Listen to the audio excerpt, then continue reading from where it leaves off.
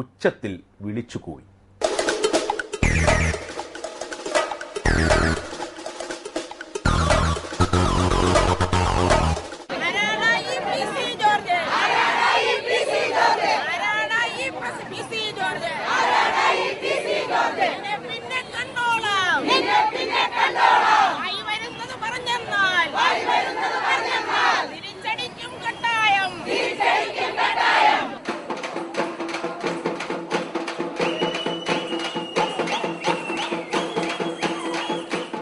ഒരുപാട് ത്യാഗം സഹിച്ചുണ്ടാക്കിയെടുത്തതല്ലേ? ജാക്കറ്റ് ഇടാനുള്ള സ്വാതന്ത്ര്യത്തിന് വേണ്ടി സ്വന്തം മാറി ഛേദിച്ച് ഇലയിൽ വെച്ചു കൊടുത്ത് രക്തം പാർന്നൊഴുകി മരിച്ചു വീണ സംഘടനയുടെ ആ പ്രസ്ഥാനത്തിന്റെ നേതാക്കന്മാരാണ് ഇവിടെ ഇന്ന് വന്നിട്ടുള്ളത്.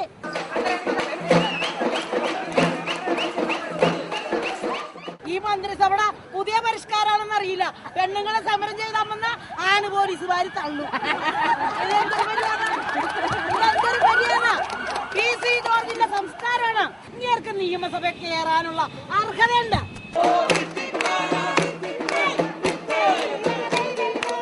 എന്താണ് ഉമ്മൻചാണ്ടി ഇയാളെ പുറത്താക്കാത്തതെന്ന് അറിയാമോ? കസേരയുടെ കാല് പോകും. നിങ്ങൾ കണ്ടില്ലേ ഒരു ദിവസം ഉമ്മൻചാണ്ടി ചെന്നപ്പോ ഒരാള് കസേരയിലിരിക്കണ്. ആര് അദ്ദേഹം ചോദിക്കണു, ഉമ്മൻചാണ്ടി ചോദിക്കണു, നീ ആരാണ്? അപ്പൊ അയാള് ചോദിക്കണു, താനാരാണ്? ഈ പോലീസൊക്കെ അന്നേരം എവിടെയായിരുന്നു?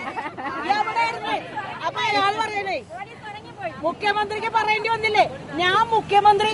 അപ്പൊ അയാൾ പറയും ഞാൻ പ്രധാനമന്ത്രി. ഒടുവിൽ എന്താ പറഞ്ഞ രക്ഷപ്പെടാൻ അയാൾക്ക് മാനസിക വിഭ്രാന്തിയാണ്. എല്ലാവർക്കും അതല്ല.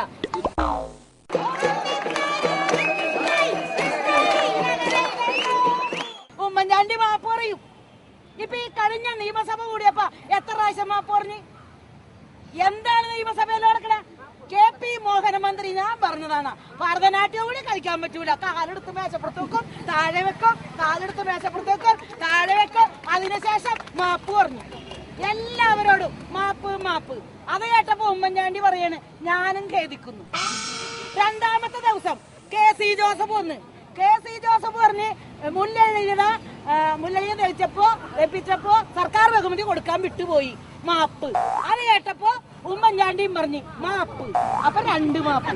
അപ്പൊ അടുത്ത മന്ത്രി ഗണേഷ് കുമാറിന്റെ പ്രസംഗം വന്ന് ഗണേഷ് കുമാർ മാപ്പ് പറയാൻ വന്ന് അതിന് മുമ്പേ ഉമ്മൻചാണ്ടി പറഞ്ഞു മാപ്പ്. അതിന്റെ പിറ്റേ ദിവസം പത്രക്കാരെ മുഴുവൻ വിളിച്ചുകൂട്ടി ഗണേശൻ മന്ത്രി പറഞ്ഞു ഞാനും മാപ്പ്.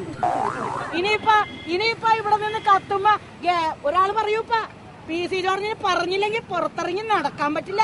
ആളുകൾ മുട്ടടിച്ച് തകർക്കും.